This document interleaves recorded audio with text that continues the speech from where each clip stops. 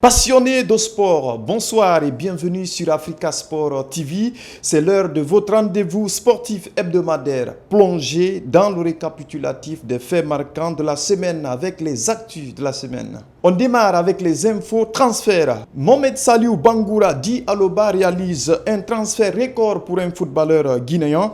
Le désormais ancien attaquant du Afia FC s'est engagé en faveur du club algérien du Mouloudia en première division pour une durée de 3 ans et demi selon un communiqué de son ancien club. Il a signé contre une enveloppe substantielle de 400 000 $, soit près de 4 milliards de francs guinéens. Selon nos informations, le joueur percevra également un salaire mensuel estimé à 25 000 $. Ce transfert constitue un record pour un joueur quittant directement le championnat guinéen. Ancien danseur puis soudeur, Mohamed Saliou Bangoura, orphelin de père et de mère, a commencé sa carrière à l'association sportive des forces armées de Guinée, ASFAG, en 2e division.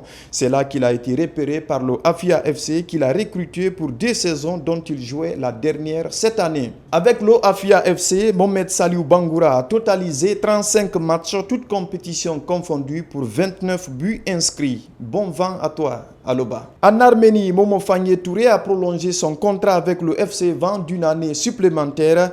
Le joueur de 23 ans est désormais lié au club jusqu'à la fin de la saison 2025-2026. Depuis le début de l'exercice en cours, il a inscrit 11 buts en 16 matchs, toutes compétitions confondues. En Belgique, Mohamed Lamine Souma alias Piqué est passé professionnel. Après 2 saisons d'essai avec l'équipe réserve de la Gantoise, l'international guinéen a signé un contrat professionnel de 3 ans ce week-end. Il est désormais lié au club de la Jupiler Pro League jusqu'en 2028. Toujours en Belgique, Amadou Diawara n'est plus un joueur d'Anderlecht. Le milieu de terrain guinéen et son dorénavant ancien club se sont séparés à l'amiable. Aucune source officielle n'a précisé les raisons de cette séparation, mais tout laisse penser que le joueur serait mécontent du traitement reçu au sein du club. Avec Anderlecht, Amadou Diawara n'a disputé aucun match officiel depuis le début de la saison, une situation incompréhensible pour un joueur en pleine possession de ses moyens physiques, ni malade ni blessé. Selon le site Foot 224, bien que le mercato soit fermé, Diawara peut encore signer dans un nouveau club en tant qu'agent libre, ce qui lui offre plusieurs options pour rebondir rapidement. Annoncé depuis quelques jours par plusieurs médias, Mohamed Bayo rejoint finalement le club belge d'Antwerp qu'il a présenté dans un communiqué publié sur sa page Facebook cette semaine. En manque de temps de jeu avec Lille, l'ancien buteur clermontois est prêté jusqu'à la fin de la saison sans option d'achat. Il tentera de retrouver son efficacité avec le Royal Antwerp, actuel 4e du championnat belge. Malgré l'intérêt de plusieurs clubs européens, Mohamed Bayo passera cette 2e partie de la saison en Belgique, une première dans sa carrière. Cette saison, Mohamed Bayo a marqué 2 buts et délivré 2 passes décisives en 18 matchs joués avec les Dogs. Direction le Congo-Brazzaville où la FIFA vient de siffler la fin de la récréation. L'instance mondiale du football a suspendu la Fédération congolaise de football FECOFOOT jusqu'à nouvel ordre et l'a exclue de toutes ses compétitions.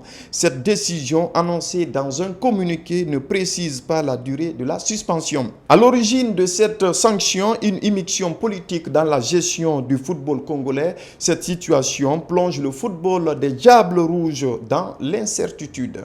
Bonne nouvelle pour Naby Keita, le capitaine du Sili National va rejouer au football.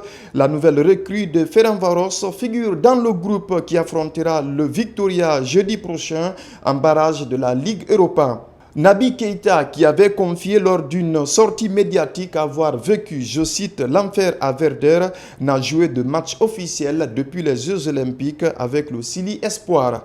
Il espère se faire plaisir dès jeudi.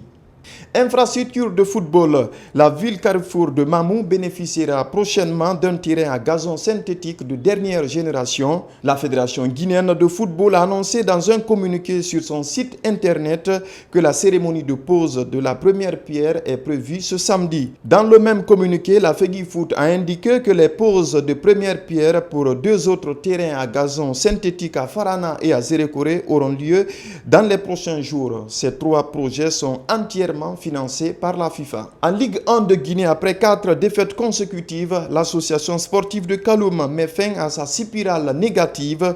Le sous-marin jaune a remporté sa première victoire lors de la 5e journée en battant le Wakria AC 2-0 à domicile au stade de la Mission. Suite à cette défaite, l'entraîneur de l'équipe de Bokeh a jeté l'éponge. Mandjou Diallo a quitté son poste sans donner de raison. Pour plus d'informations sur le championnat, retrouvez notre rubrique Instant Ligue 1 à l'issue de chaque journée. On termine avec une autre bonne nouvelle. Le journaliste sportif Mohamed Lamine Ba a accepté de rejoindre notre jeune équipe en tant que chroniqueur dans nos émissions en direct.